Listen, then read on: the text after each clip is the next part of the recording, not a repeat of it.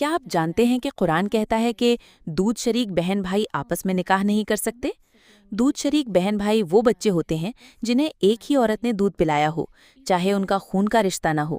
اسلام میں یہ رشتہ بھی خاندان شمار ہوتا ہے، اور اس کا مطلب ہے کہ وہ آپس میں شادی نہیں کر سکتے۔ یہ حکم شاید بظاہر ایک عجیب سی بات لگے، لیکن جب ہم سائنس کی نئی دریافتوں کو دیکھتے ہیں تو حقیقت اور گہری لگتی ہے۔ سائنس اب جا کر یہ سمجھ رہی ہے کہ ماں کا دودھ صرف خوراک نہیں ہے، اس میں جینیاتی پیغامات ہوتے ہیں جنہیں مائکرو آر این ایز کہا جاتا ہے۔ یہ ننھے پیکٹوں میں بند ہوتے ہیں جنہیں ایگزوزومز کہتے ہیں۔ یہ ہاضمے سے محفوظ رہتے ہیں، بچے کے خون میں شامل ہوتے ہیں اور بعض جینز کو کھول یا بند کر سکتے ہیں، یعنی دودھ پلانے کا عمل بچے کے ڈی این اے کے اظہار کو بدل سکتا ہے۔ مزید یہ کہ ماں کے دودھ میں زندہ مدافعاتی خلیے اور سٹیم لائک سیلز بھی ہوتے ہیں۔ تحقیقات سے پتہ چلتا ہے کہ یہ خلیے بچے کے جسم میں جا کر باقی رہ سکتے ہیں۔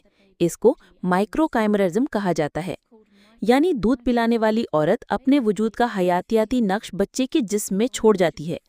اس کا مطلب یہ ہوا کہ ایک ہی عورت کا دودھ پینے والے دونوں بچے صرف دودھ نہیں بانٹتے، بلکہ وہ اس کے خلیے اور جینیاتی نظام بھی بانٹتے ہیں۔ وہ حیاتیاتی طور پر جڑ جاتے ہیں، اور یہ حقیقت ایک ایسے شخص کو 1400 سال پہلے صحراؤں میں بتائی گئی جو کسی اور آسمانی کتاب میں نہیں تھی۔ یہ خالص الہی وحی تھی، اس خالق کی طرف سے جس نے ہمیں پیدا کیا، کیونکہ دودھ صرف غذا نہیں دیتا بلکہ یہ خاندان دیتا ہے۔